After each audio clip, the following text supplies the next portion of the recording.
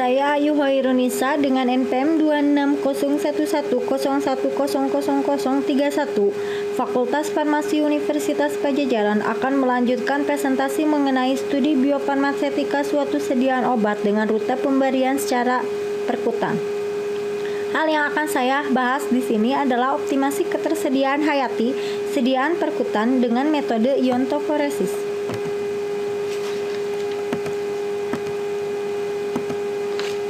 Perkutan adalah proses absorpsi obat melalui kulit menembus lapisan epidermis melalui penetrasi pada stratum corneum. Sedangkan iontoforesis adalah alternatif untuk proses penyerapan suatu obat dengan adanya pengaliran listrik melintasi kulit yang telah diolesi oleh obat.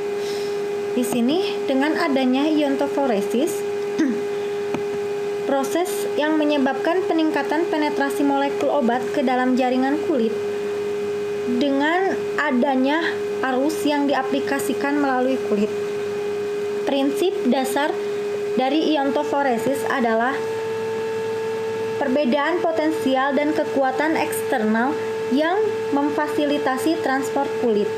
Penetrasi molekul merupakan proses masuknya molekul ke dalam kulit, sedangkan arus pada iontoforesis sendiri adalah sebagai penghantar. Arus akan menginduksi molekul yang bersifat anoda untuk bergerak ke katoda. Biasanya dalam iontoforesis arus yang digunakan itu harus bersifat lemah supaya tidak menyebabkan kerusakan pada kulit. Kulit sendiri sebagai membran permeselektif.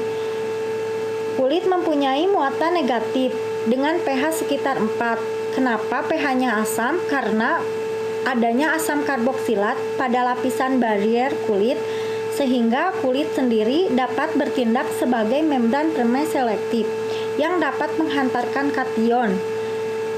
Contoh sifat permeselektif dari kulit sendiri pada proses penghantaran NaCl. Misalkan pH kulit 7,4 akan dihantarkan Na yang jumlahnya 2 kali lebih besar dari Cl. Maka rute utama fluks obat dengan iontoforesis adalah melalui pori, sehingga muatan yang dihubungkan dengan jalur tersebut menjadi penting. Nah, di sini konfigurasi kelompok bermuatan akan menentukan polaritas relatif dari pori yang dilewati oleh arus tersebut. Kemudian, penggunaan iontoforesis juga dapat meningkatkan penghantaran molekul netral melintasi kulit.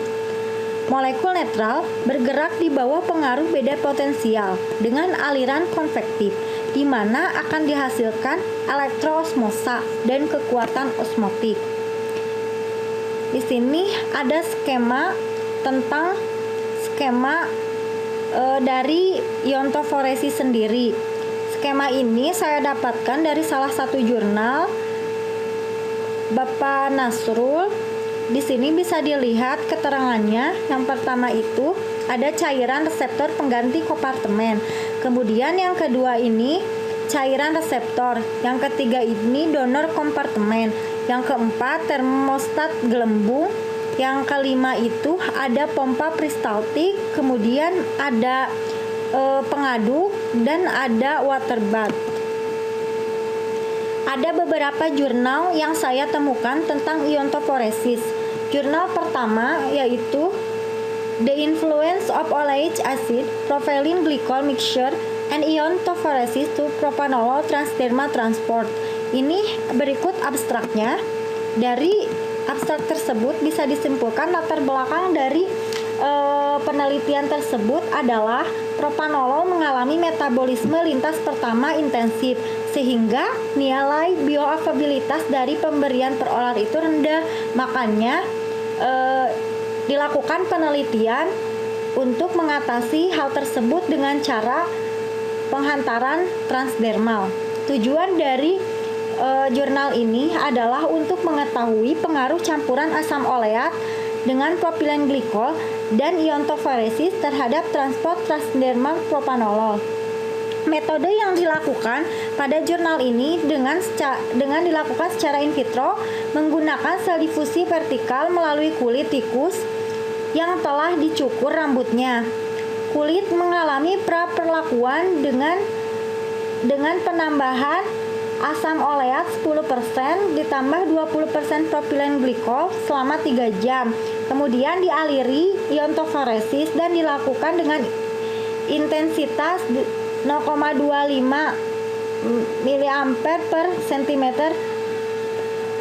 persegi selama 3 jam. Kompartemen donor diisi larutan propanolol 5 mg dalam dapar sitrat pH 5. Kemudian kompartemen aseptornya berupa dapar isotonis pH 7,4. Di sini bisa dilihat sel difusi secara vertikalnya. Nah, di sini ada membrannya yang diisi dengan asam oleat dan propilen glikol sesuai yang telah tadi dijelaskan. Sebelumnya membran ini akan dipreparasi terlebih dahulu. Membran ini menggunakan elektroda Ag sebagai anoda dan AgCl sebagai katoda. Setiap selesai percobaan, biasanya elektroda Ag akan dibersihkan secara mekanis dengan penyikatan. Sedangkan katoda diregenerasi dalam larutan KCl 16 gram per liter dalam 0,9% HCl sebanyak 100 ml dengan arus 3,0 mA selama 3 jam. Berikut hasil uji transfer propanolol. Dari grafik ini bisa disimpulkan bahwa hasil penelitian mengindikasikan metode pemacuan transport meningkatkan transport transdermal propanolol secara in vitro. Penghantaran propanolol tanpa pemacu transport menghasilkan fluks sebesar 13,6. Penggunaan secara terpisah campuran asam oleat dalam propilen glikol serta iontoforesis menghasilkan fluks propanolol masing-masing sebesar 28,75 kurang lebih 3,04 mg cm persegi per jam. Kombinasi kedua metode pemacuan transport menghasilkan fluks sebesar 85,42 kurang lebih 16,94 mg per cm persegi per jam.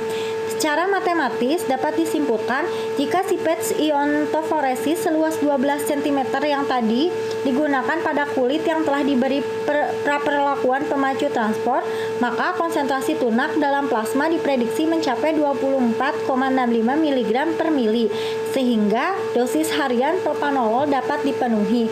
Hal ini mengindikasikan prospek cara penghantar transdermal propanolol. Jadi hasil dari jurnal ini memberikan solusi bahwa pemberian propanolol itu lebih baik dengan cara transport transdermal, penghantaran transdermal. Kemudian jurnal yang kedua ada jurnal tentang efek iontoforesis dan zat peningkat penetrasi terhadap difusi sediaan zat piroxicam secara in vitro. Ini bisa dilihat abstraknya. Dari abstrak tersebut bisa kita bedah latar belakang, tujuan, metode, dan hasilnya. Latar belakang dari penelitian ini adalah stratum corneum merupakan barier absorpsi perkutan obat ke dalam tubuh bagi obat-obat pada umumnya. Kemampuan suatu obat untuk melewati stratum corneum dapat ditingkatkan dengan menggunakan metode kimia dan fisika. Nah, tujuan dari penelitian ini adalah untuk mengetahui pengaruh dari penambahan zat peningkat penetrasi dan aplikasi dari metode iontoforesis terhadap difusi sediaan zat piroxicam secara in vitro. Metode yang digunakan dalam jurnal ini adalah metode flow through selama 6 jam dengan kulit telinga babi sebagai membran. Zat peningkat penetrasi yang digunakan adalah etanol, dimetil sulfoksida, etil asetat, dan twin 80. Metode iontoforesis menggunakan arus konstan sebesar 0,5 mA per cm kubik.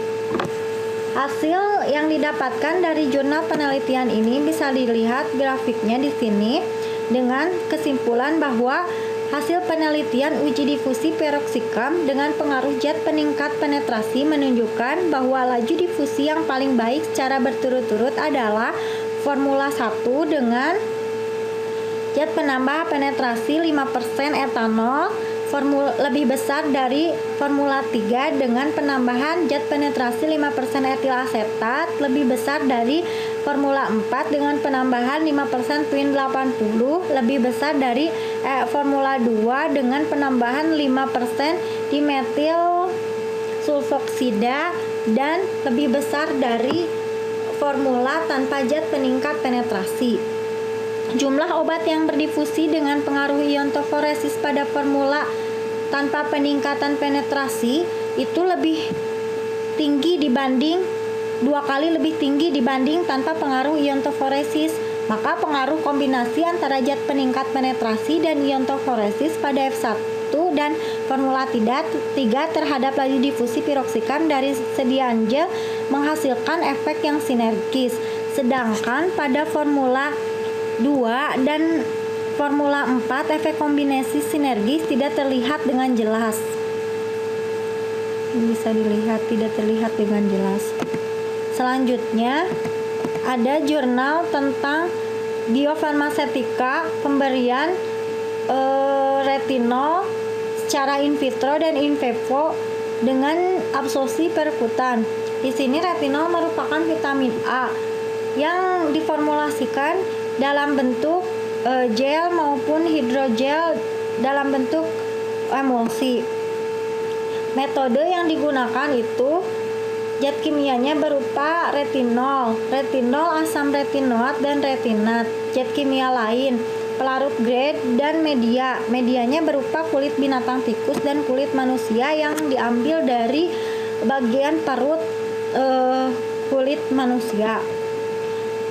Di sini hasilnya bisa dilihat beberapa tabel mengenai studi in vitro absorpsi perkutan dalam sediaan yang berbeda. Di sini bisa dilihat fluks yang dihasilkan pada waktu 24 jam, 72 jam, dan waktu 24 jam diberi perlakuan zat emulsi dan 72 jam ditambah pemberian sediaan berupa emulsi. Ini juga bisa dilihat semuanya, dapat dilihat in vitro rasio kulit dari uji tersebut dengan pemberian retinol. Nih tabel 5 itu tentang in vivo perkutan absorpsi of retinol infusion rat skin using an oil water emulsion vehicle. Ini hasil secara in vivo. Bisa dilihat fluxnya, recovery-nya, total penetrasinya seberapa. Dari tabel hasil percobaan yang telah dilakukan pada jurnal tersebut dapat disimpulkan penyerapan retinol pada semua sediaan baik berupa gel maupun emulsi ke dalam cairan reseptor terjadi selama 24 jam, dapat memberikan efek sistemik. Namun pemberian yang 72 jam itu untuk melihat adanya efek yang tidak diinginkan pada pemberian sediaan retinol ini. Berikut daftar pustaka yang saya gunakan.